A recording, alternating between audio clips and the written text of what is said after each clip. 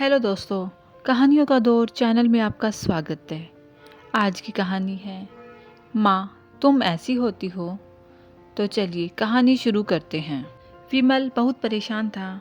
उसे समझ में नहीं आ रहा था कि वो इस परिस्थिति से कैसे निपटे।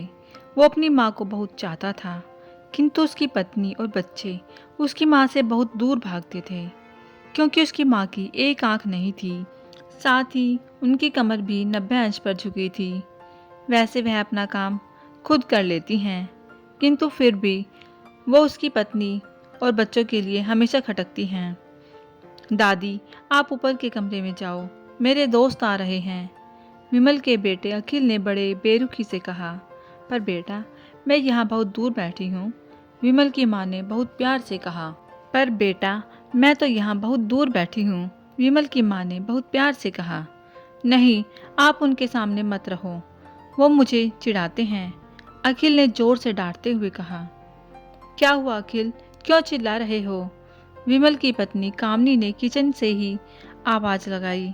देखो ना माँ, ये दादी यहीं ड्राइंग रूम में बैठी हैं और मेरे दोस्त आ रहे हैं, अखिल ने शिकायत भरे लहजे में कहा। माँ जी, आप ऊपर चली जाओ, क्यों हम लोगों को लजवाती हो? कामनी ने बेटे का पक्ष लेते हुए कहा। बेचारी सरस्वती चुपचाप उठकर जीने के सहारे ऊपर जाने लगी।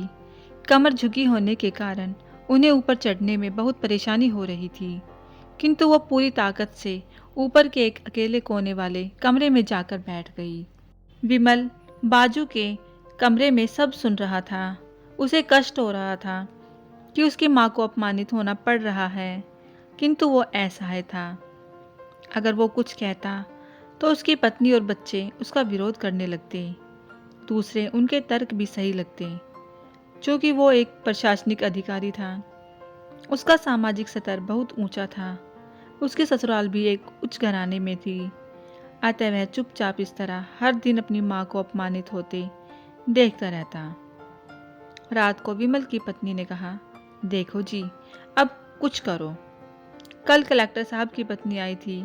माँ जी अपनी देशी धुन धारा में उनसे मिली। मुझे बहुत शर्म आ रही थी बताते हुए कि ये मेरी सास हैं। मैंने कह दिया कि दूर की रिश्तेदार है, इलाज कराने आई हैं। विमल को रोना आ गया, किंतु फिर भी वह चुप रहा। उसे समझ में नहीं आ रहा था कि वो क्या करे। अपने बेटे की मन स्थिति को सरस्वती अच्छी तरह से जानती थी और बेटे को कोई कष्ट न हो, इसलिए वो हर बात को चुपचाप सह लेती थी।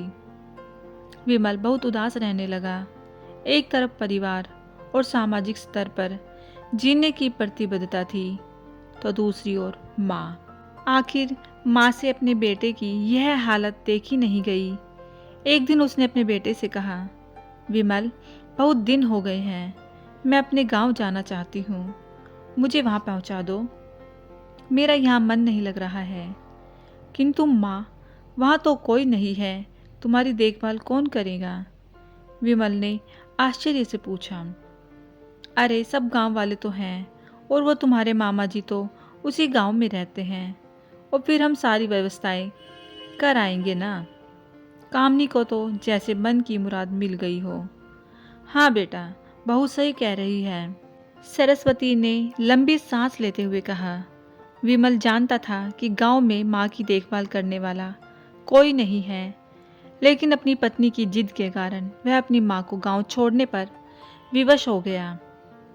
माँ को गांव छोड़कर आते वक्त उसे रोना आ रहा था तथा अपनी बेबसी पर गुस्सा भी आ रहा था, किंतु परिवार, पत्नी और समाज ने उसके इन मनोभावों को दबा दिया और वह सुकून सा महसूस करने लगा। कुछ दिनों के बाद उसके चाचा अमेरिका में रहते थे, आने वाले थे। जब विमल बहुत छोटा था, उसके पिता जीवित थे, तब वो भारत आए थे और उसके बाद वो अब भारत आने वाले थे। पूरा परिवार और आस पड़ोस बहुत उत्साहित था। अमेरिका से विमल के डॉक्टर चाचा आ रहे थे। डॉक्टर रमेश ने जैसे ही घर में कदम रखा, सबने मिलकर बहुत उत्साह से उनका स्वागत किया। क्यों विमल, भाभी नहीं दिख रही हैं? कहाँ हैं? डॉक्टर रमेश ने उत्सुकता पूर्वक पूछा। जी वो गांव में रहती हैं, यहाँ उनका मन नहीं लगा, कामनी ने सपाट लहजे में उत्तर दिया। डॉक्टर रमेश ने विमल की ओर देखा तो विमल ने आंखें झुका ली। डॉक्टर रमेश सब समझ गए। बोले, कल हम भाभी से मिलने गांव चलेंगे। सब लोग दूसरे दिन सभी लोग गांव के घर में पहुंचे। देखा कि सरस्वती बहुत तेज बुखार में है और वो पलंग पर ऐसाए पड़ी है।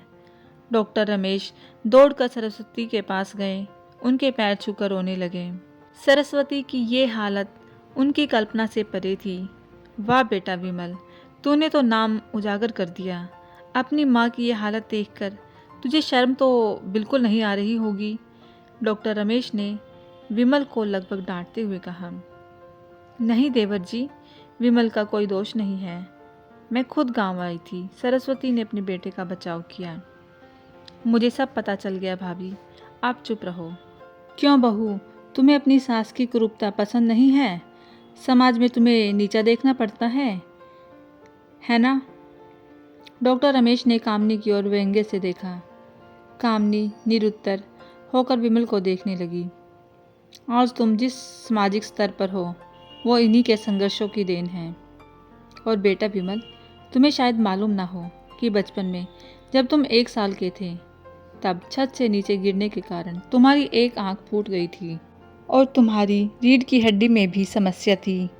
तब तुम्हारी स्क्रूप माँ ने अपनी एक आंख और अपना बोन मैरो तुम्हें देकर इतना सुंदर स्वरूप दिया था।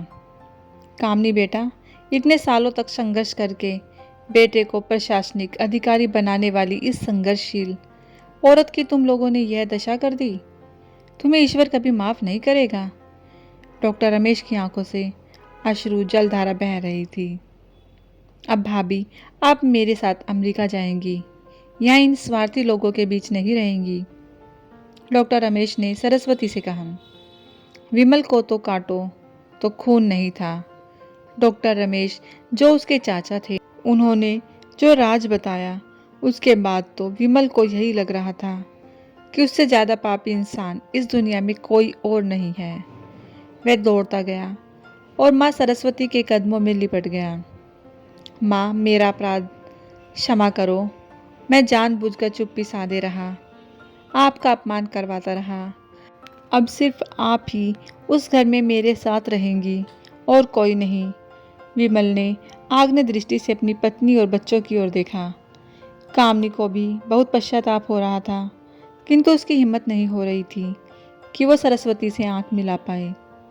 सरस्वती ने कामनी की मन स्थिति को समझकर उसको पुचकारते हुए अपने पास बुलाया और विमल को डांटते हुए कहा, खबरदार, जब मेरी बहू को मुझसे अलग करने की कोशिश की तो तुझे ही घर से बाहर निकाल दूंगी।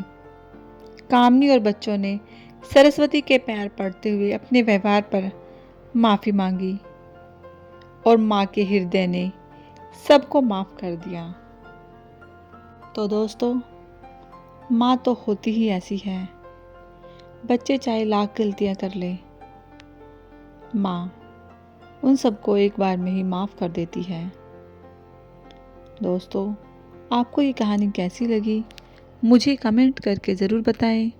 यदि कहानी अच्छी लगी हो तो कहानी को लाइक कीजिएगा, शेयर कीजिएगा और यदि चैनल पर नए हैं तो चैनल को सब्सक्राइब करना बिल्कुल ना भूलिएगा।